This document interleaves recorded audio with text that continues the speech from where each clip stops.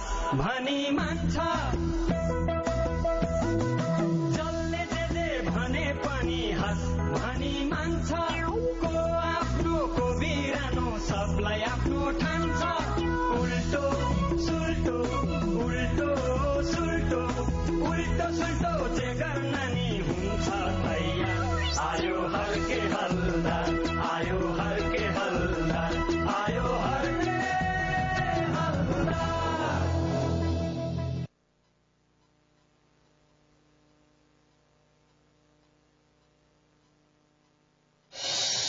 मेरो दाजु के गर्ने नि अलिकति बेला भएको छैन छोरी 3 महिना पर्ख न 3 महिनाभित्रै अब चाहिँ भने मेरो बाको घैँटोमा घाम लागेछ मेरो 3 महिनाभित्रै पुन्जी बाहुन अब तिम्रो पालो ल भन के भन्ने आएको भइहाल्छ नि फेरि भइहाल्छ नि भन्छ बा जहिले नि भइहाल्छ नि भइहाल्छ मेरो काम हुन्छ काम चाहिँ कहिले हुन्छ अब त भइसक्यो म त खुसीको खबर लिएर आएको खुसीको खबर के खुसीको खबर तपाईँलाई गएर त्यति भेट्यो रे मिलिसक्यो रे कुनै न कुनै बेला कुनै न कुनै रूपमा तपाईँको घरमा कुरो बोल्न आउँदैछन् रे अब त्यसो भए यो फुलमान साउको बिहे पनि हुन्छ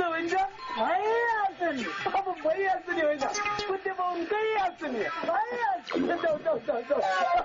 कस्तो राम्रो भने नि अर्के यो त आएर यहाँ तुसको भइसक्यो त यहाँ सुन अब म तँलाई हल्दार बनाइदिन्छु ल म हल्दार भइसक्यो मान्छेलाई किन फेरि हल्दार बन्नु पर्यो काका यस्तो हल्दार हो म तँलाई साँच्ची नै हल्दार बनाइदिन्छु तर सुन तैँले चाहिँ मैले जे भन्नु त्यही मान्नुपर्छ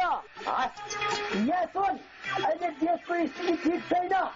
2 जना जम्मा भएपछि कुटपिन्डी सुरु हुन्छ 3 महिना म्याच थपेछ हल्दारले के गरे नि हुन्छ यहाँ देशको स्थिति ठिक छैन 2 जना जम्मा भएपछि गुडबन्दी सुरु हुन्छ 3 महिना म्याच थपेछ हल्दारले जे गरे नि हुन्छ भने हो ल गएर बजाइदेऊ अब के गरेर बजाउने हो बजाइदेऊ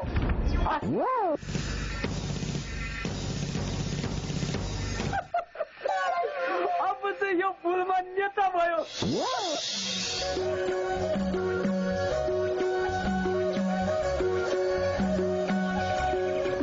बुद्धि मलाई यो गाउँ र समाजबाट टाढा लैजाऊ न म यो पापी समाजमा एकछिन पनि बस्न सक्दिन लान त लाने तर कहाँ लाने कहाँ लाने यहाँ लाने भन्ने कुरा थाहा पाएको भए म यहाँ बसिरहन्थेँ र आफै गइहाल्थेँ नि यसो न मैले त कहाँ जाने के खाने बिहे जस्तो कुरा आफ्नो कमाइ धमाइ छैन यसो विचार गर्नुपर्छ पो भनेको त न के मलाई अहिले लैजाऊ आफूलाई कस्तो हतार भएको छ होइन कति हतार गरे तिमीले किन हतार गरे भन त मलाई एकदम डर लागिरहेछ क्या म हुँदा हुँदै तिमीले किन डर मान्नु पर्यो भन त त्यही तिमी भएको भएर त मलाई डर लागिरहेछ म भएर तिमीलाई के को डर तिमीलाई मबाट कसैले चोर्न खोज्दैछ क्या चोर्ने म के सामानहरू चोर्नलाई मनै त हो नि जसले पनि चोर्न सक्छ कसले चोर्छ मेरो मन त्यही बुनेले त्यसको मेरो अगाडि नाम पनि नलियो त्यसले मेरो मन कुनै पनि हाल्न चोर्न सक्दिन अनि कसले चोर्न सक्छ त तिम्रो मन तिमीले चोर्यो मेरो मन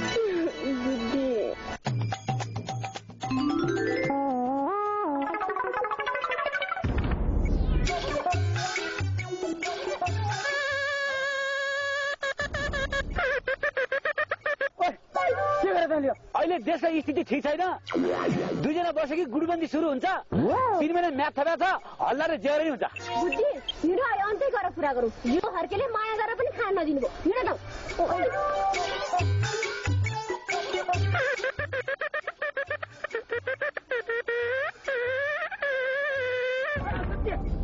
हिँड बजाएको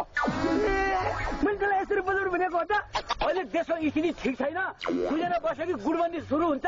3 महिना म्याच थपेछ हल्दारले जे गरे हुन्छ भनेर तपाईँले बजा भने होइन अनि त्यही भएर तित्री पित्री बजाएको के यस्तो बजाउने भनेको हो त के भन्ने यसलाई खोइ लोर लिएर जाने यसरी 2 जना मान्छे बसेको दिएको कि यसले यसरी बजाउने भनेको 2 जना मान्छे भेटेपछि यसले ब्रिङले बजाउने हो त नि तर सुन यो कुरा फुलमान काकाले सिकाएको भनेर चाहिँ कसैलाई नभन्ने फेरि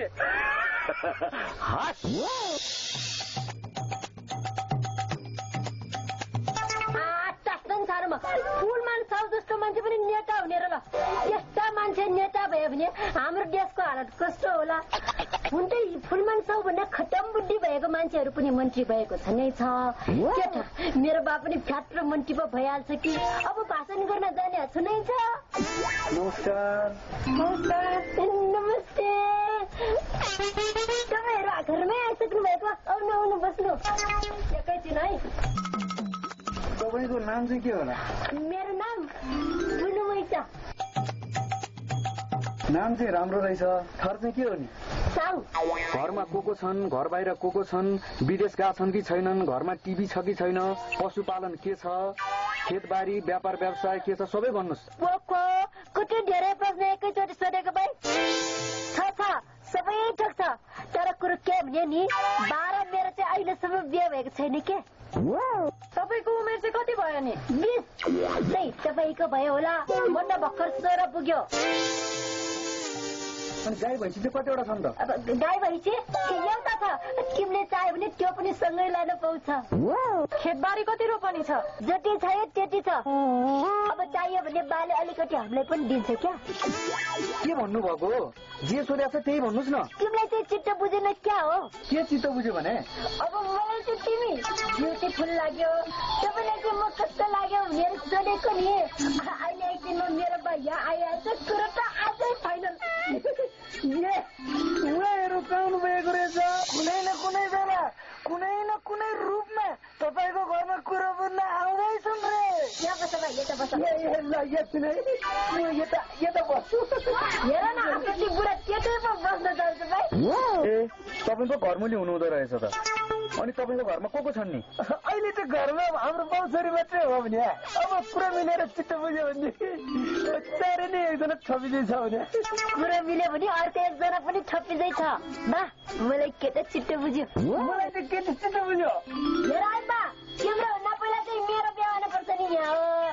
पहिला मलाई गर्नु दिएन अनि तेरो पालो हो पहिला मेरो गर न अनि तिम्रो पालो पहिला मलाई गर्नु दिएन तिमीभन्दा सानो म होइन मेरो गर्छु अनि तिमी गर गर्छु हुनेको पहिला म गर्छु पहिला भन्दाको नाम थर बताउनु न एकलुको हत्तेरी पहिला हाम्रो प्रश्नको उत्तर दिनुहोस् न हामीहरू जान्छौँ अनि बाउ छोरी बसेर सल्लाह गर्नु होला होइन घरसम्म भइसक्यो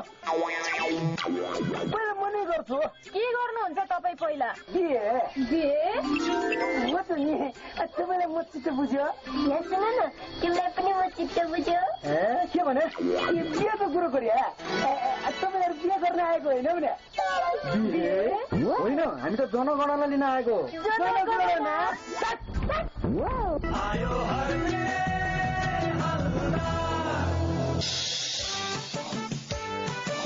बाजे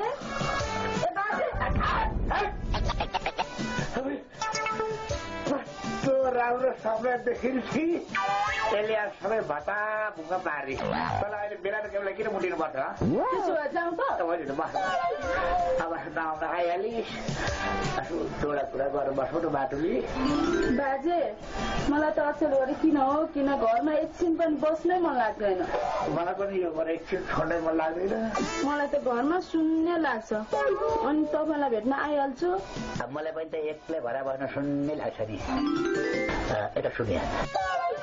आज तर म कहाँ जाऊ बाजे खेता जाउँ बिउ छरेदेखिबाट पाइरो टेकाखेर अब के भयो कसो हो यसो पानी सानी हेर्न पर्दैन खुर्कैन म त काट्न जान लाग्ने र जसँग गएछु म त अर्कै सोचिछु बाजे ए अर्कै पो सोचिँदै यसले गर्नुभएको नि हुँदैन त हुँदे बाटे अब सानैदेखि लायो पानी अब मैले अरू के जानेको छु र त्यही एउटा गरेर जाने त हो नि अब टाइममा यसो कहिले आउँदो रहेछ फ्याक्ट्री ल्याएर गरेर दियो नि त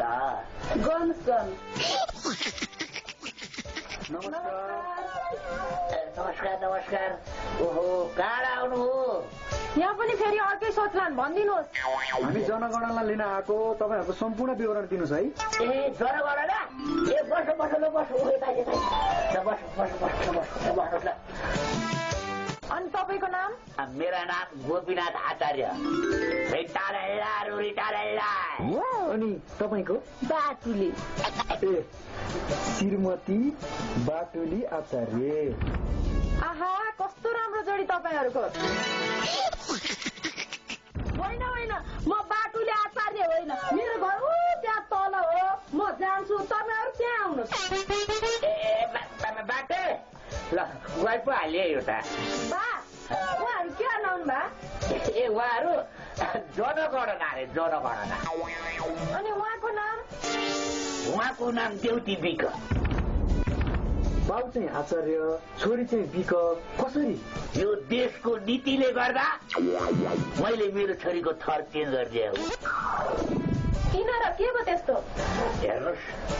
यो मेरी छोरी देउती एउटी अब नर्स बन्छु भनेर सरा बसेर पढे कि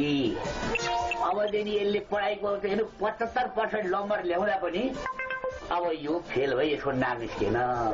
किन भन्नुहुन्छ भनेदेखि यो शुद्ध ब्राह्मणकी छोरी। अब यसका साथीहरू आरक्षणमा पर्या भन्ने कुरो सुनेको छु,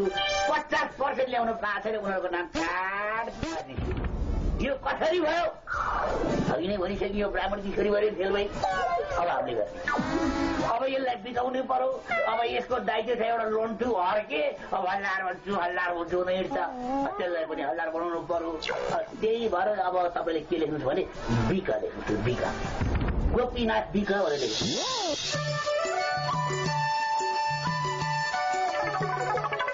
कस्तो थकेन आमालाई त, आफ्नो त खतरा खुत्रो गऱ्यो। बसाउने एकछिन बिसाउनुहोस् यता। अब भारी हो नि थकाइ लाग्यो नि तिमीलाई। ल बस्नु नि त बस्नु, आफूलाई थकाइ लाग्यो त्यो त टाढो हो। होइन कति टाढा तपाईँको गाउँ त, जति हिँड्यो नि कहिल्यै आउँदैन। कहाँ टाढा छ र? अब ऊ त्यो गाउँबाट ऊ त्यो गाउँबाट हाम्रो गाउँ आइगयो। ए हजुर भन्नु त, हाम्रो माइती कस्तो लाग्यो? मलाई त तिम्रो माइती मेरो ससुराली जस्तै लाग्यो। मैले त्यसो भनेको र खुवाएको जय मानेको जस्तो लाग्यो भनेर पो सोधेकी त नि। अब राम्रै लाग्यो नि, जुलन फर्काउन आएको जय 2 दिन के खुवाएका थिए, 2 वर्षै खा जस्तो भयो नि। हिजो रातभरि सुत्नै पाइएन नि। आमा सेल बगाउन थाल्नु, आमाले साथी बस्नु पर्यो यार। म पनि तिम्रो आमा छोरी कुरोले यो कहाँ सुत्नु पाएर झ्यालमा आएर चाहिँ कसले हेर्दैछ नि निष्ठुरी। थाहा रहेछ त, यसो बुढालाई किन लिएर लाएन भनेर खुसीको चियो गर्न आउनु पर्दैन।